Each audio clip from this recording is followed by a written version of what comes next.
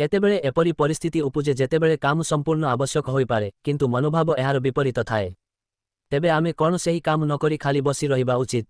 ନା, ଏପରି କରିବାର କୌଣସି ଆବଶ୍ୟକତା ନାହିଁ। ଯେପରି ରାତିରେ ଆମେ ନିଦ ଅନୁଭବ କରୁ କିନ୍ତୁ ସେହି ରାତିରେ କିଛି କରିବାକୁ ପଡ଼ିଥାଏ, ଆମେ ଶରୀରକୁ ଜାଗ୍ରତ କରିବା ପାଇଁ ଚା କିମ୍ବା ଅନ୍ୟାନ୍ୟ ଉତ୍ତେଜକ ବ୍ୟବହାର କରୁ, ସେହିପରି ଆମେ କିଛି ପଦକ୍ଷେପ ଦ୍ୱାରା ଆମର ମନୋଭାବକୁ ମଧ୍ୟ ପରିବର୍ତ୍ତନ କରିପାରିବା। ଆଗକୁ ଏପରି କିଛି ନିୟମ କୁହାଯାଇଛି। କାମ କରୁନଥିବା ନାକପୁଡ଼ାକୁ ଆପଣଙ୍କ ବୁଢ଼ା ଆଙ୍ଗୁଠି ସାହାଯ୍ୟରେ ଚାପି ଦିଅନ୍ତୁ ଏବଂ କାମ କରୁଥିବା ନାକପୁଡ଼ା ଦେଇ ନିଶ୍ୱାସ ନିଅନ୍ତୁ।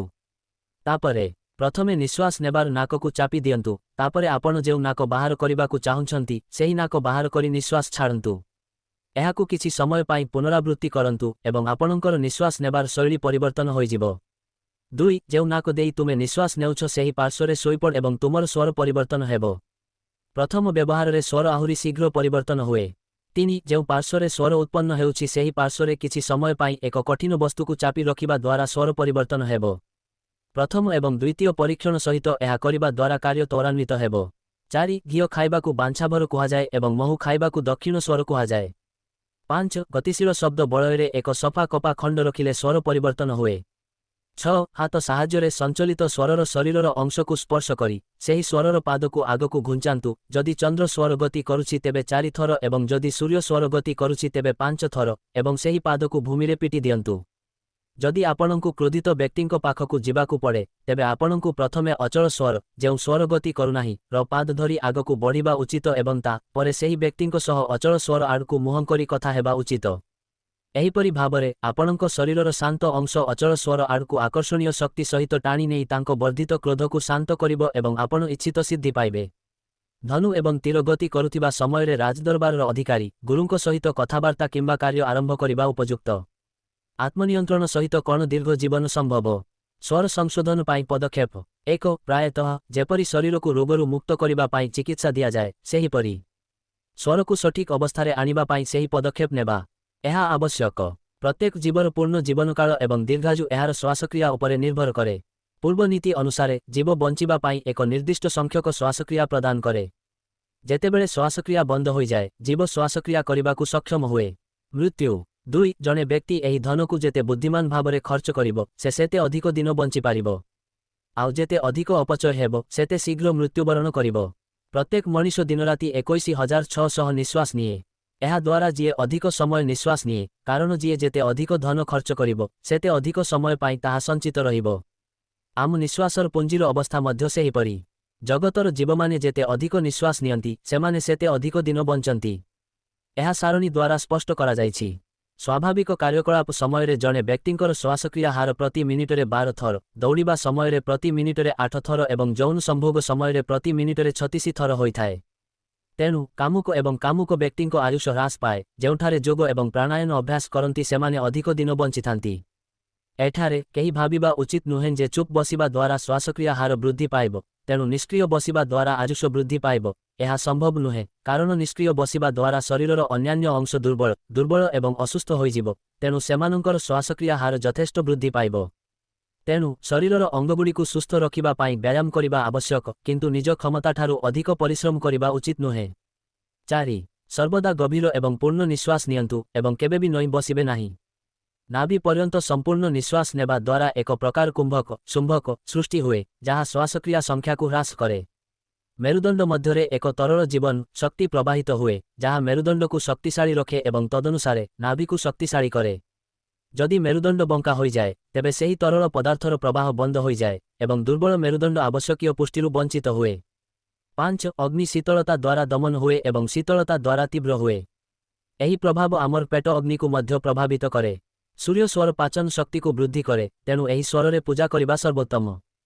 ସମସ୍ତେ ଏହି ନିୟମ ଜାଣନ୍ତି ଯେ ଖାଇବା ପରେ ବାମ ପାର୍ଶ୍ୱରେ ଶୋଇବା ଉଚିତ। ଉଦ୍ଦେଶ୍ୟ ହେଉଛି ବାମ ପାର୍ଶ୍ୱରେ ଶୋଇବା ଦ୍ୱାରା ଦକ୍ଷିଣ ସ୍ୱର କାର୍ଯ୍ୟ କରିବା ଆରମ୍ଭ କରେ, ଯାହା ପାଚନ ଶକ୍ତିକୁ ଉତ୍ତେଜିତ କରେ। ସାଧାରଣତଃ ଶୋଇବା ସମୟରେ ଶରୀରକୁ ଡାହାଣ ପାର୍ଶ୍ୱ ମୁହଁ କରି ଶୋଇବା ଉଚିତ ନୁହେଁ, କାରଣ ଏହା ସୁଷୁମ୍ନା ସ୍ୱର ଯୋଗୁଁ ସମସ୍ୟା ସୃଷ୍ଟି କରିପାରେ। ଏପରି ଅବସ୍ଥାରେ ଅଶୁଭ ଏବଂ ଭୟଙ୍କର ସ୍ୱପ୍ନ ଦେଖାଯାଏ। ତେଣୁ ଖାଇବା ପରେ ପ୍ରଥମେ ବାମ ପାର୍ଶ୍ୱ ଏବଂ ତା ପରେ ଡାହାଣ ପାର୍ଶ୍ୱରେ ଶୋଇବା ଉଚିତ। ଖାଇବା ପରେ ଟି ନିଚ୍ଛାନାରଣ ନକରି ଯାତ୍ରା କରିବା ମଧ୍ୟ ଅନୁଚିତ। 6. ଇଡା, ପିଙ୍ଗଳା ଏବଂ ସୁଷୁମ୍ନାଙ୍କ କାର୍ଯ୍ୟକଳାପ ପ୍ରତି ଧ୍ୟାନ ଦେଇ ବ୍ୟକ୍ତି ବାୟୁ ଉପାଦାନ ଉପରେ ନିୟନ୍ତ୍ରଣ ହାସଲ କରେ। ବାୟୁ ବିଷୟରେ ଏପରି ଅନେକ ଜିନିଷ ଜାଣିପାରିବ ଯାହା ସାଧାରଣ ଲୋକ ଜାଣନ୍ତି ନାହିଁ। ପକ୍ଷୀ ବର୍ଷା ହେବା ପୂର୍ବରୁ ବହୁତ ଜାଣିପାରେ ଯେ ମେଘ ବର୍ଷା ହେବାକୁ ଯାଉଛି, ତେଣୁ ସେ ପୂର୍ବରୁ ତାର ସୁରକ୍ଷା ପାଇଁ ବ୍ୟବସ୍ଥା କରେ। କାରଣ ହେଉଛି ପବନ ସହିତ ବର୍ଷାର ସୂକ୍ଷ୍ମ ସଂଯୋଗ ସର୍ବଦା ଉପସ୍ଥିତ ଥାଏ। ପକ୍ଷୀ ତାହା ତୁରନ୍ତ ପାଏ ନାହିଁ, କିନ୍ତୁ ପକ୍ଷୀ ତାର ଚେତନା ସହିତ ଅନୁଭବ କରେ ଯେ ଏତେ ସମୟ ପରେ ଏତେ ବେଗରେ ପାଣି ବର୍ଷା ହେବାକୁ ଯାଉଛି। ପବନ ସମ୍ବେଦନଶୀଳ ଚେତନା, କିନ୍ତୁ ସ୍ୱର ଯୋଗୀ ଆହୁରି ଅଧିକ ଜ୍ଞାନୀ ଚେତନା ପ୍ରାପ୍ତ କରନ୍ତି। ସେ କେବଳ ବର୍ଷା ଏବଂ ମେଘ ନୁହେଁ ବରଂ ସୂକ୍ଷ୍ମ ଛାୟା, ଭବିଷ୍ୟତର ସମ୍ଭାବନା, ଦୁର୍ଘଟଣା, ପରିବର୍ତ୍ତନ ଏବଂ ବିଶେଷତ୍ୱକୁ ମଧ୍ୟ ତାଙ୍କର ଦିବ୍ୟ ଦୃଷ୍ଟି ମାଧ୍ୟମରେ ଅନୁଭବ କରନ୍ତି। ସ୍ୱର ଆଧାରରେ ପ୍ରଶ୍ନ ହଜିଯାଇଥିବା ବସ୍ତୁର ସ୍ଥାନ, ଅଶୁଭ ଅଶୁଭ ମୁହୂର୍ତ୍ତ ଇତ୍ୟାଦି ବିଷୟରେ କୁହାଯାଇଥାଏ। ଯେଉଁମାନେ ବିଫଳତାକୁ ଭୟ କରନ୍ତି କିମ୍ବା ସାହସିକ କାର୍ଯ୍ୟ କରନ୍ତି, ସେମାନେ ମଧ୍ୟ ସେମାନଙ୍କର କାର୍ଯ୍ୟ ସମାପ୍ତ କରିବା ପାଇଁ ଶବ୍ଦ ଉପରେ ନିର୍ଭର କରନ୍ତି। ଚୋର, ଡକାୟତ ଏବଂ ଅନ୍ୟମାନେ ଏହି ଦିଗ ପ୍ରତି ବିଶେଷ ଧ୍ୟାନ ଦିଅନ୍ତି। ବ୍ୟବସାୟ, ରାଜଦରବାର, ଚିକିତ୍ସା ସେବା ଏବଂ ଅନ୍ୟାନ୍ୟ ବିପଦପୂର୍ଣ୍ଣ ଏବଂ ଦାୟିତ୍ୱପୂର୍ଣ୍ଣ କାର୍ଯ୍ୟରେ ଶବ୍ଦର ନିୟନ୍ତ୍ରଣକୁ ବିଚାରକୁ ନିଆଯାଏ। ଏକ ଶାନ୍ତ ପରିବେଶରେ ଆପଣଙ୍କ ମେରୁଦଣ୍ଡକୁ ସିଧା କରି ବସି ଚନ୍ଦ୍ରର ଶୁଦ୍ଧ ଆଲୋକ ନାଭି ଚକ୍ର ଉପରେ ଧ୍ୟାନ କରନ୍ତୁ। ଆପଣ ଦେଖିବେ ଯେ ଆଲୋକର ସେହି କେନ୍ଦ୍ରରୁ ତାରାମାନଙ୍କର ଉଠାଣ ଏବଂ ପ୍ରବାହ ପରି ତରଙ୍ଗ ଉଠିଛି। 2. ଯଦି ବାମ ସ୍ୱର ସକ୍ରିୟ ଥାଏ, ତେବେ ଆଲୋକର କେନ୍ଦ୍ରର ରଙ୍ଗ ଅର୍ଦ୍ଧଚନ୍ଦ୍ର ନୀଳ ହେବ ଏବଂ ଏହାର ବାମ ପାର୍ଶ୍ୱରୁ ଉତ୍ପନ୍ନ ଇଡ଼ା ନାଡ଼ି ଶ୍ୱାସ ପ୍ରବାହକୁ ବନ୍ଦ କରିଦେବ। ଇଡ଼ା ନାଡ଼ି ନାଭିରୁ ମୂଳାଧାର ଚକ୍ର, ମଳଦ୍ୱାର ଏବଂ ଲିଙ୍ଗ ଦେଇ ମେରୁଦଣ୍ଡ ଦେଇ ତଳକୁ ପ୍ରବାହିତ ହୁଏ ଏବଂ ତା ପରେ ନାଭିର ଉପର ଅଂଶକୁ ବାମ ନାସିକା ପର୍ଯ୍ୟନ୍ତ ଘୂର୍ଣ୍ଣନ କରେ।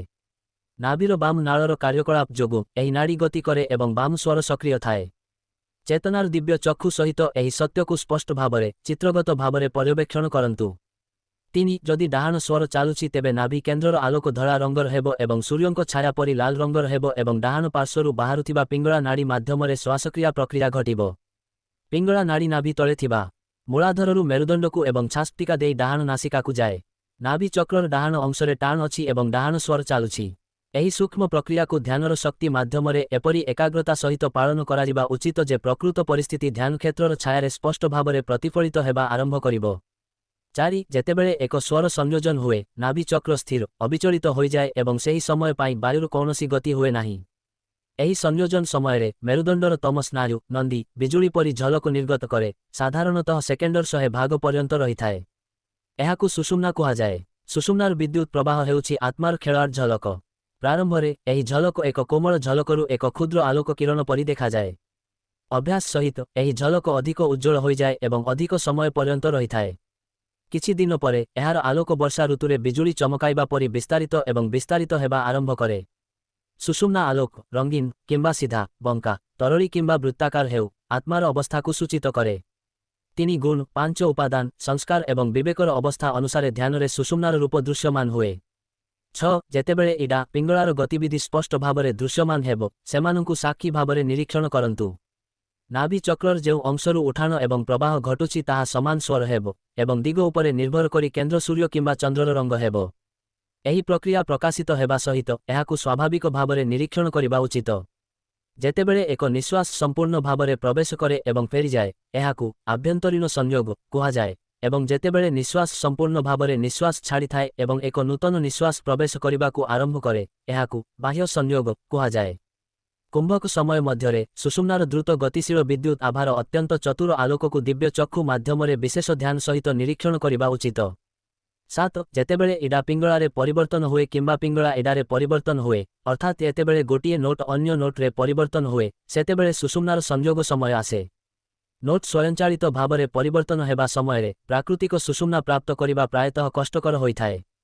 ତେଣୁ ସ୍ୱର ବିଦ୍ୟାର ଅଭ୍ୟାସକାରୀମାନେ ନୋଟ୍ ପରିବର୍ତ୍ତନ କରିବାର ପଦ୍ଧତି ମାଧ୍ୟମରେ ସେହି ପରିବର୍ତ୍ତନ ଆଣନ୍ତି ଏବଂ ତା ପରେ ସୁଷୁମ୍ନାର ସଂଯୋଗରେ ସେମାନେ ଭିତରର ଆଲୋକ ଦେଖନ୍ତି। ଏହି ଆଲୋକ ପ୍ରାରମ୍ଭରେ ଗତିଶୀଳ ଏବଂ ବିଭିନ୍ନ ଆକାରର ଏବଂ ଶେଷରେ ସ୍ଥିର ଏବଂ ଅଦ୍ୱୈତ ହୋଇଯାଏ। ଏହି ସ୍ଥିରତା ହେଉଛି ବିଜ୍ଞାନ ଛାକୋଷର ସଫଳତା। ସେହି ଅବସ୍ଥାରେ ନକ୍ଷତ୍ର ଅନୁଭବ ହୁଏ।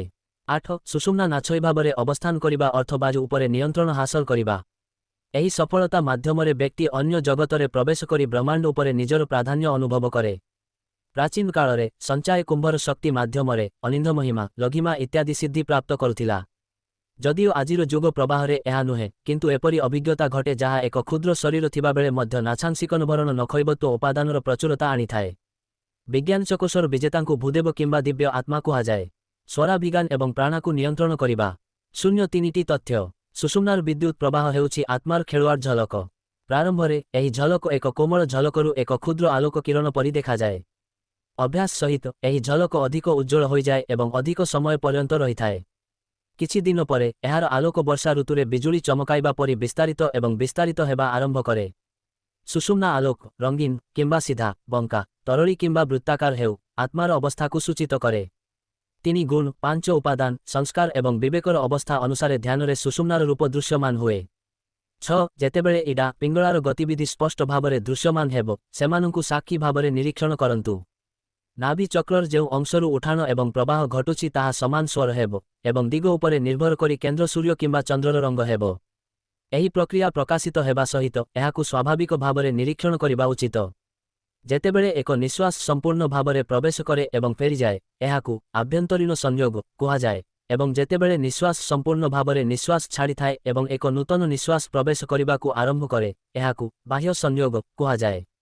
କୁମ୍ଭକ ସମୟ ମଧ୍ୟରେ ସୁଷୁମ୍ନାର ଦ୍ରୁତ ଗତିଶୀଳ ବିଦ୍ୟୁତ୍ ଆଭାର ଅତ୍ୟନ୍ତ ଚତୁର ଆଲୋକକୁ ଦିବ୍ୟ ଚକ୍ଷୁ ମାଧ୍ୟମରେ ବିଶେଷ ଧ୍ୟାନ ସହିତ ନିରୀକ୍ଷଣ କରିବା ଉଚିତ। 7. ଯେତେବେଳେ ଇଡା ପିଙ୍ଗଳାରେ ପରିବର୍ତ୍ତନ ହୁଏ କିମ୍ବା ପିଙ୍ଗଳା ଇଡାରେ ପରିବର୍ତ୍ତନ ହୁଏ, ଅର୍ଥାତ୍ ଯେତେବେଳେ ଗୋଟିଏ ନୋଟ୍ ଅନ୍ୟ ନୋଟ୍ରେ ପରିବର୍ତ୍ତନ ହୁଏ, ସେତେବେଳେ ସୁଷୁମ୍ନାର ସଂଯୋଗ ସମୟ ଆସେ। ନୋଟ୍ ସ୍ୱୟଂଚାଳିତ ଭାବରେ ପରିବର୍ତ୍ତନ ହେବା ସମୟରେ ପ୍ରାକୃତିକ ସୁଷୁମ୍ନା ପ୍ରାପ୍ତ କରିବା ପ୍ରାୟତଃ କଷ୍ଟକର ହୋଇଥାଏ। ତେଣୁ ସ୍ୱର ବିଦ୍ୟାର ଅଭ୍ୟାସକାରୀମାନେ ନୋଟ୍ ପରିବର୍ତ୍ତନ କରିବାର ପଦ୍ଧତି ମାଧ୍ୟମରେ ସେହି ପରିବର୍ତ୍ତନ ଆଣନ୍ତି ଏବଂ ତା ପରେ ସୁଷୁମ୍ନାର ସଂଯୋଗରେ ସେମାନେ ଭିତରର ଆଲୋକ ଦେଖନ୍ତି। ଏହି ଆଲୋକ ପ୍ରାରମ୍ଭରେ ଗତିଶୀଳ ଏବଂ ବିଭିନ୍ନ ଆକାରର ଏବଂ ଶେଷରେ ସ୍ଥିର ଏବଂ ଅଦ୍ୱୈତ ହୋଇଯାଏ। ଏହି ସ୍ଥିରତା ହେଉଛି ବିଜ୍ଞାନ ଛାକୋଷର ସଫଳତା। ସେହି ଅବସ୍ଥାରେ ନକ୍ଷତ୍ର ଅନୁଭବ ହୁଏ। ସୁଷୁମ୍ନା ଅବସ୍ଥାନ କରିବା ଅର୍ଥ ବାୟୁ ଉପରେ ନିୟନ୍ତ୍ରଣ ହାସଲ କରିବା। ଏହି ସଫଳତା ମାଧ୍ୟମରେ ବ୍ୟକ୍ତି ଅନ୍ୟ ଜଗତରେ ପ୍ରବେଶ କରି ବ୍ରହ୍ମାଣ୍ଡ ଉପରେ ନିଜର ପ୍ରାଧାନ୍ୟ ଅନୁଭବ କରେ। ପ୍ରାଚୀନ କାଳରେ ସଞ୍ଚାୟ କୁମ୍ଭର ଶକ୍ତି ମାଧ୍ୟମରେ ଅନିନ୍ଦ ମହିମା, ଲଘିମା ଇତ୍ୟାଦି ସିଦ୍ଧି ପ୍ରାପ୍ତ କରୁଥିଲା। ଯଦିଓ ଆଜିର ଯୁଗ ପ୍ରବାହରେ ଏହା ନୁହେଁ, କିନ୍ତୁ ଏପରି ଅଭିଜ୍ଞତା ଘଟେ ଯାହା ଏକ କ୍ଷୁଦ୍ର ଶରୀର ଥିବାବେଳେ ମଧ୍ୟ ଉପାଦାନର ପ୍ରଚୁରତା ଆଣିଥାଏ। ବିଜ୍ଞାନ ଚକୋଷର ବିଜେତାଙ୍କୁ ଭୂଦେବ କିମ୍ବା ଦିବ୍ୟ ଆତ୍ମା କୁହାଯାଏ। ସ୍ୱରାଭିଜ୍ଞାନ ଏବଂ ପ୍ରାଣକୁ ନିୟନ୍ତ୍ରଣ କରିବା। 3ଟି ତଥ୍ୟ। 1. ଭଗବାନ ଶିବ ମାତା ପାର୍ବତୀଙ୍କୁ ଉତ୍ତର ଦେଇଥିଲେ, ଏହି ସଂସାରରେ ଧ୍ୟାନ ହେଉଛି ସବୁଠାରୁ ବଡ଼ ପାପ ଏବଂ ସବୁଠାରୁ ବଡ଼। ସେ ଜଣେ ବନ୍ଧୁ, ଯିଏ ଏହି ଜଗତକୁ ରକ୍ଷା କରେ। ତାଙ୍କଠାରୁ ବଡ଼ ବନ୍ଧୁ ଆଉ କେହି ନାହିଁ। ନଗର ରୂପରେ ଥିବା ବାଜୁ ଏହି ଶରୀରକୁ ସୈନିକ ପରି ରକ୍ଷା କରେ। ନିଶ୍ୱାସ ରୂପରେ ପ୍ରବେଶ କରିବା ସମୟରେ ଏହାର ଲମ୍ବ 10 ଆଙ୍ଗୁଠି ଏବଂ ବାହାରକୁ ଆସିବା ସମୟରେ 12 ଆଙ୍ଗୁଠି। ଚାଲିବା ସମୟରେ 6 କଣା ବାୟୁ ନିଶ୍ୱାସର ଲମ୍ବ 24 ଆଙ୍ଗୁଠି, ଦୌଡ଼ିବା ସମୟରେ ଏହା 42 ଆଙ୍ଗୁଠି, ମଳକ୍ରିୟା ସମୟରେ ଏହା 62 ଆଙ୍ଗୁଠି ଏବଂ ଶୋଇବା ସମୟରେ ଏହା 84 ଆଙ୍ଗୁଠି। ନିଶ୍ୱାସର ପ୍ରାକୃତିକ ଲମ୍ବ 12 ଆଙ୍ଗୁଠି, କିନ୍ତୁ ଖାଇବା ଏବଂ ମଳତ୍ୟାଗ କରିବା ସମୟରେ ଏହାର ଲମ୍ବ 18 ଆଙ୍ଗୁଠି ହୋଇଯାଏ।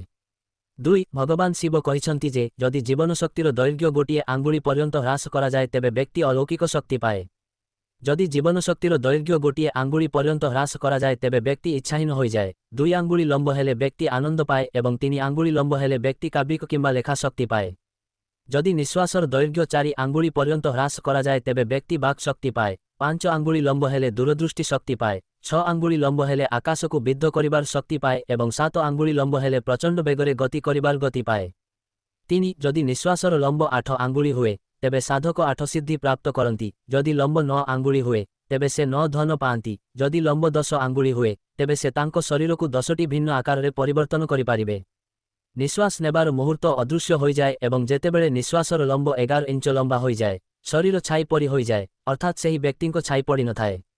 ଯେତେବେଳେ ନିଶ୍ୱାସର ଲମ୍ବ 12 ଇଞ୍ଚ ଲମ୍ବା ହୋଇଯାଏ, ସାଧକ ପରମ ନିୟନ୍ତ୍ରଣ ପ୍ରାପ୍ତ କରନ୍ତି, ଅର୍ଥାତ୍ ସାଧନା ସମୟରେ ଏପରି ପରିସ୍ଥିତି ଉପୁଜେ ଯେ ସେ ନିଶ୍ୱାସ ବନ୍ଦ ହେବା ପରେ ମଧ୍ୟ ଜୀବିତ ରହିପାରିବେ ଏବଂ ଯେତେବେଳେ ସାଧକ ମୁଣ୍ଡରୁ ପାଦ ପର୍ଯ୍ୟନ୍ତ ନିଜର ଜୀବନ ଶକ୍ତିକୁ ନିୟନ୍ତ୍ରଣ କରନ୍ତି, ସେ କ୍ଷୁଧା, ତୃଷା ଏବଂ ସାଂସାରିକ ଇଚ୍ଛାକୁ ଜୟ କରନ୍ତି। ଯଦି ନିଶ୍ୱାସର ଲମ୍ବ 9 ଇଞ୍ଚରୁ କମ୍ ହୁଏ, ତେବେ ଜୀବନ ଲମ୍ବା ହୋଇଯାଏ ଏବଂ ଯଦି ଏହାର ଲମ୍ବ ବୃଦ୍ଧି ପାଏ, ତେବେ ଆଭ୍ୟନ୍ତରୀଣ ଜୀବନ ଶକ୍ତି ଦୁର୍ବଳ ହୋଇଯାଏ ଯାହା ଫଳରେ ଆୟୁଷ ହ୍ରାସ ପାଏ। ଶିବୋହମ୍ ଶବ୍ଦ ବିଜ୍ଞାନ ସାହାଯ୍ୟରେ ଆପଣ କିପରି ଆପଣଙ୍କ ଜୀବନକୁ ସୁଖମୟ କରିପାରିବେ?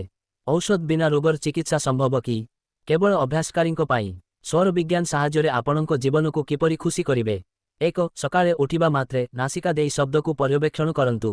ଯଦି କୌଣସି ନିର୍ଦ୍ଦିଷ୍ଟ ତାରିଖରେ ଯେଉଁ ଶବ୍ଦ ରହିବା ଉଚିତ, ତେବେ ବିଛଣାରୁ ଉଠି ନାସିକା ଆଡ଼କୁ ମୁହଁ କରି ହାତର ତାଳୁକୁ ଚୁମ୍ବନ କରନ୍ତୁ ଏବଂ ତାପରେ ସେହି ଦିଗରେ ନାସିକା ଉପରେ ହାତ ବୁଲାନ୍ତୁ। 2. ଯଦି ବାମ ସ୍ୱରର ଦିନ, ତେବେ ବିଛଣାରୁ ଉଠିବା ସମୟରେ ବାମ ପାଦକୁ ଭୂମିରେ ରଖନ୍ତୁ, ତାପରେ ଡାହାଣ ପାଦକୁ ବାମ ସହିତ ଯୋଡ଼ନ୍ତୁ ଏବଂ ଏହାପରେ ପୁଣି ବାମ ପାଦ ସହିତ ଆଗକୁ ପାଦ ଦିଅନ୍ତୁ।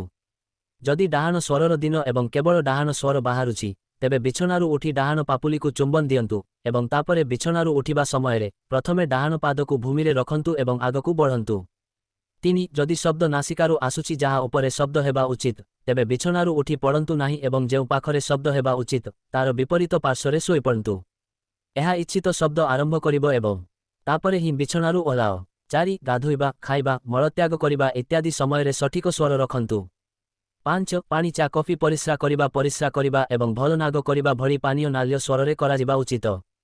6. ଯେତେବେଳେ ଶରୀର ଅତ୍ୟନ୍ତ ଥଣ୍ଡା ଅନୁଭବ କରେ, ଆପଣଙ୍କର ଡାହାଣ କଡ଼ରେ ଶୋଇ ବାମ କଡ଼ରେ ସ୍ୱର ଆରମ୍ଭ କରନ୍ତୁ। ଏହା ତୁରନ୍ତ ଶରୀରକୁ ଥଣ୍ଡା କରିବ। ଯେତେବେଳେ ଶରୀର ଅତ୍ୟନ୍ତ ଥଣ୍ଡା ଅନୁଭବ କରେ, ଆପଣଙ୍କର ବାମ କଡ଼ରେ ଶୋଇ ଯାଆନ୍ତୁ। ଏହା ଡାହାଣ କଡ଼ରେ ସ୍ୱର ଆରମ୍ଭ କରିବ ଏବଂ ଶରୀର ଅଧିକ ଥଣ୍ଡା ଅନୁଭବ କରିବ। 7. ଯଦି ଆପଣଙ୍କର କାହା ସହିତ ସମସ୍ୟା ଅଛି, ତେବେ ସେମାନଙ୍କୁ ଆପଣଙ୍କ ନାକର ସେହି ପାର୍ଶ୍ୱରେ ରଖନ୍ତୁ ଯେଉଁଠାରୁ ଶବ୍ଦ ଉତ୍ପନ୍ନ ହୁଏ। ଏହା ଆପଣଙ୍କ କାନରୁ ଶବ୍ଦ ଆସିବାକୁ ରୋକିବ। 8. ଯେତେବେଳେ ଉଭୟ ନାସିକା ଶବ୍ଦ ବାହାରକୁ ଆସୁଛି, କୌଣସି ଭଲ କଥା ଚିନ୍ତା କର ନାହିଁ, ନଚେତ୍ ଏହା ନଷ୍ଟ ହୋଇଯିବ। ଏହି ତୀର୍ଥଯାତ୍ରା କର ନାହିଁ, ନଚେତ୍ ଏହା ବିପର୍ଯ୍ୟୟଜନକ ହେବ।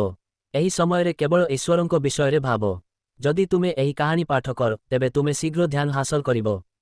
9. ଦକ୍ଷିଣାୟନ ଆରମ୍ଭ ଦିନ ସକାଳେ ଉଠିବା ସମୟରେ ଯଦି ଚନ୍ଦ୍ର ସମାନ ସ୍ଥିତିରେ ଥାଏ, ତେବେ ସମଗ୍ର 6 ମାସ ଭଲରେ ବିତିଯାଏ। ସେହିପରି ଯଦି ଉତ୍ତରାୟଣ ଆରମ୍ଭ ଦିନ ସକାଳେ ଉଠିବା ସମୟରେ ସୂର୍ଯ୍ୟ ସମାନ ସ୍ଥିତିରେ ଥାଏ, ତେବେ ସମଗ୍ର 6 ମାସ ଭଲରେ ବିତିଯାଏ। କୁହାଯାଏ ଯେ କର୍କଟ ଚନ୍ଦ୍ର। 10. ଯେତେବେଳେ ଆପଣ ପ୍ରତିଦିନ ସ୍ନାନ ପରେ ପୋଷାକ ପିନ୍ଧନ୍ତି, ପ୍ରଥମେ ସେହି ଦିଗକୁ ଦେଖନ୍ତୁ ଯେଉଁ ଦିଗକୁ ଗତି କରୁଛି ଏବଂ ସେହି ଦିଗରୁ ପୋଷାକ ପିନ୍ଧିବା ଆରମ୍ଭ କରନ୍ତୁ ଏବଂ ଏହା ଦୁର୍ଘଟଣାର ଆଶଙ୍କାକୁ ସବୁଦିନ ପାଇଁ ଟଳିଥାଏ। 11. ଆପଣ ଘରେ କିମ୍ବା ଅଫିସରେ ଅଛନ୍ତି ଏବଂ ଆପଣ ଚାହାନ୍ତି ଯେ କେହି ଆପଣଙ୍କୁ ଦେଖା କରନ୍ତୁ ଏବଂ ଆପଣଙ୍କ ପାଖରେ ଅଧିକ ନ ବସିବେ। ଯେତେବେଳେ ସେହି ବ୍ୟକ୍ତି ଆପଣଙ୍କ ରୁମରେ ପ୍ରବେଶ କରନ୍ତି, ସେହି ମୁହୂର୍ତ୍ତରେ ଏକ ଗଭୀର ନିଶ୍ୱାସ ନିଅନ୍ତୁ। ଏହାକୁ ବାହାର କରିଦିଅ। ଏହାପରେ ଯେତେବେଳେ ସେହି ବ୍ୟକ୍ତି ତୁମ ପାଖକୁ ଆସି ହାତ ମିଳାଏ, ତା ପରେ ସଂଛାତି ସହିତ ହାତ ମିଳାଅ। ଏହି ପ୍ରକ୍ରିୟାକୁ ଗୁପ୍ତ ଭାବରେ ପୁନରାବୃତ୍ତି କରନ୍ତୁ। ଆପଣ ଦେଖିବେ ଯେ ସେହି ବ୍ୟକ୍ତି ଆପଣଙ୍କ ସହିତ ଅଧିକ ସମୟ ପାଇଁ ବସିପାରିବେ ନାହିଁ, କୌଣସି ନା କୌଣସି କାରଣ ଉପୁଜିବ ଯାହା ସେମାନଙ୍କୁ ଫେରିବାକୁ ବାଧ୍ୟ କରିବ। 12. ବିପରୀତ ଭାବରେ, ଯଦି ଆପଣ ଚାହାନ୍ତି ଯେ କେହି ଆପଣଙ୍କ ସହିତ ଅଧିକ ସମୟ ପାଇଁ ରହୁ, ତେବେ କୋଠରୀରେ ପ୍ରବେଶ କରିବା ସମୟରେ କିମ୍ବା ହାତ ମିଳାଇବା ସମୟରେ ନିଶ୍ୱାସ ନିଅନ୍ତୁ। ଯଦି ଆପଣ ଚାହାନ୍ତି ଯେ ସେହି ବ୍ୟକ୍ତି ଫେରି ଆସନ୍ତୁ, ତେବେ ହିଁ ସେମାନେ ଫେରିପାରିବେ। 13. ଯଦି ଆପଣ ଜଣେ କ୍ରୋଧିତ ବ୍ୟକ୍ତିଙ୍କ ପାଖକୁ ଯିବାକୁ ଯାଉଛନ୍ତି, ତେବେ ଆପଣଙ୍କୁ ସେହି ପାଦ ସହିତ ଆଗକୁ ବଢ଼ିବା ଉଚିତ ଯାହା ଚାଲୁନାହିଁ ଏବଂ ସେହି ପୁରୁଷ କିମ୍ବା ମହିଳାଙ୍କ ସହିତ ଅଚଳ ସ୍ୱରରେ କଥା ହେବା ଉଚିତ। ଏହା କରିବା ଦ୍ୱାରା ଆପଣଙ୍କର ଅଚଳ ସ୍ୱରର ଶାନ୍ତ ଅଂଶ କ୍ରୋଧିତ ବ୍ୟକ୍ତିଙ୍କ କ୍ରୋଧକୁ ଶାନ୍ତ କରିବ ଏବଂ ଆପଣଙ୍କର ଇଚ୍ଛା ପୂରଣ ହେବ। 14. ଜଣେ ଗୁରୁ, ଛତ୍ର ଅଧିକାରୀ, ରାଜା ଇତ୍ୟାଦିଙ୍କ ସହିତ କେବଳ ଏକ ମାଧ୍ୟମରେ କଥା ହେବା ଉଚିତ। 15. କେତେବେଳେ ଏପରି ସମୟ ଆସେ ଯେତେବେଳେ କାର୍ଯ୍ୟଟି ସମ୍ପୂର୍ଣ୍ଣ ଆବଶ୍ୟକ ହୋଇଥାଏ, କିନ୍ତୁ ସ୍ୱର ବିପରୀତ ହୋଇଥାଏ। ଯଦି ତୁମେ ସ୍ୱର ଠିକ ହେବ ପାଇଁ ଅପେକ୍ଷା କର, ତେବେ ତୁମେ ସୁଯୋଗ ହରାଇପାର, ତେଣୁ ତୁମେ ତୁମର ସ୍ୱର ପରିବର୍ତ୍ତନ କରି ତୁମର ଇଚ୍ଛିତ ଲକ୍ଷ୍ୟ ହାସଲ କରିବା ପାଇଁ କାମ ଛାଡ଼ିଦେବା ଉଚିତ କିମ୍ବା ଆରମ୍ଭ କରିବା ଉଚିତ। ଯାତ୍ରା ଆରମ୍ଭ କରିବା ସମୟରେ ଯେଉଁ ନାସିକା ଦେଇ ପ୍ରଥମେ ନିଶ୍ୱାସ ନେଉଛି ସେହି ପାଦ ଘରୁ ବାହାରକୁ ପାଦ ଦେବା ଉଚିତ। ଏହିପରି ଭାବରେ ଯାତ୍ରା ସଫଳ ଏବଂ ବିନା ବାଧାରେ ହୋଇଥାଏ। ବାମ ନାସିକା ପ୍ରବାହ ସମୟରେ ଘରୁ ବାହାରିବା ଶୁଭ ଏବଂ ଡାହାଣ ନାସିକା ପ୍ରବାହ ସମୟରେ କାହାର ଘରେ ପ୍ରବେଶ କରିବା ଶୁଭ। 17. ଯେତେବେଳେ ଆପଣଙ୍କୁ ଆପଣଙ୍କର ଗୁରୁ, ରାଜା, ଛାତ୍ର କିମ୍ବା ମନ୍ତ୍ରୀଙ୍କୁ ସମ୍ବୋଧିତ କରିବାକୁ ପଡ଼େ, ଆପଣ ସେମାନଙ୍କୁ କେବଳ ଆପଣଙ୍କର ସକ୍ରିୟ ସ୍ୱର ଆଡ଼କୁ ରଖିବା ଉଚିତ। 18. ବିଜୟ, ଲାଭ ଏବଂ ସୁଖ ଚାହୁଁଥିବା ଶତ୍ରୁ, ଚୋର, ମହାଜନ, ଅଭିଯୋଗକାରୀଙ୍କୁ ବନ୍ଦ କରିବା ପାଇଁ ସେମାନଙ୍କୁ ତାଙ୍କ ନିଷ୍କ୍ରିୟ ସ୍ୱର ପାଖରେ ରଖିବା ଉଚିତ, ଅର୍ଥାତ୍ ଯେଉଁଠାରୁ ସ୍ୱର ପ୍ରବାହିତ ହେଉନାହିଁ। 19. ବାମ ସ୍ୱର ପ୍ରବାହ ସମୟରେ ଏକ ଲମ୍ବା ଯାତ୍ରା ଆରମ୍ଭ କରିବା ଉଚିତ ଏବଂ ଡାହାଣ ସ୍ୱର ପ୍ରବାହ ସମୟରେ ଏକ ପାଖ ବା ଜଲଦି ଫେରିବା ଯାତ୍ରା ଆରମ୍ଭ କରିବା ଉଚିତ। 20. ଯଦି ଜଣେ ଦୁଷ୍ଟ ବ୍ୟକ୍ତି କିମ୍ବା ପ୍ରତାରକ, ଶତ୍ରୁ, ଠକ, କ୍ରୋଧୀ, ମାଲିକ କିମ୍ବା ଚୋର କାହାର ସକ୍ରିୟ ସ୍ୱର ପ୍ରତି ଦେଖାଯାଏ, ତେବେ ସେ ସଚେତନ ହେବା ଉଚିତ ଯେ ସେ ବିପଦରେ ଅଛି, ଅର୍ଥାତ୍ ସେ ସୁରକ୍ଷିତ ନୁହେଁ। 21. ଦୀର୍ଘ ଯାତ୍ରା ଆରମ୍ଭ କରିବା ସମୟରେ ସଂଚବନ୍ଧ୍ର ସ୍ୱର ସକ୍ରିୟ ହେବା ଫଳପ୍ରଦ ହୋଇଥାଏ ଏବଂ କୌଣସି କାମ ପାଇଁ କାହାର ଘରେ ପ୍ରବେଶ କରିବା ସମୟରେ ସଂସୂର୍ଯ୍ୟ ସ୍ୱର ସକ୍ରିୟ ହେବା ଫଳପ୍ରଦ ହୋଇଥାଏ। 22. ଯେତେବେଳେ ସୂର୍ଯ୍ୟୋଦୟର ସାଞ୍ଚ ସୂର୍ଯ୍ୟ ଶବ୍ଦ ଏବଂ ଚନ୍ଦ୍ରୋଦୟର ସାଞ୍ଚବନ୍ଧ୍ର ଶବ୍ଦ ପ୍ରବାହିତ ହୁଏ, ସେହି ଦିନ କରାଯାଇଥିବା ସମସ୍ତ କାର୍ଯ୍ୟ ସଫଳ ହୁଏ। 23. କିନ୍ତୁ ଯେତେବେଳେ ସୂର୍ଯ୍ୟୋଦୟର ସଂଚମ୍ଭବେନ୍ଦ୍ର ନାଡ଼ି ଏବଂ ଚନ୍ଦ୍ରୋଦୟର ସଂଚସୂର୍ଯ୍ୟ ନାଡ଼ି ପ୍ରବାହିତ ହୁଏ, ସେତେବେଳେ ସେହି ଦିନ କରାଯାଇଥିବା ସମସ୍ତ କାର୍ଯ୍ୟ ସଂଘର୍ଷପୂର୍ଣ୍ଣ ଏବଂ ନିଷ୍ଫଳ ହୋଇଯାଏ। ବିଦ୍ୱାନମାନେ କୁହନ୍ତି ଯେ ସୂର୍ଯ୍ୟ ସ୍ୱର ପ୍ରବାହ ସମୟରେ କରାଯାଇଥିବା କାର୍ଯ୍ୟ ଅଭୂତପୂର୍ବ ସଫଳତା ପ୍ରଦାନ କରେ, ଯେତେବେଳେ ଚନ୍ଦ୍ର ସ୍ୱର ପ୍ରବାହ ସମୟରେ କରାଯାଇଥିବା କାର୍ଯ୍ୟ କୌଣସି ଫଳ ପ୍ରଦାନ କରେ ନାହିଁ। ସ୍ୱରଶାସ୍ତ୍ରର ସଠିକ୍ ଜ୍ଞାନ ଆପଣଙ୍କୁ ସର୍ବଦା ଅନୁକୂଳ ଫଳାଫଳ ଦେଇପାରେ।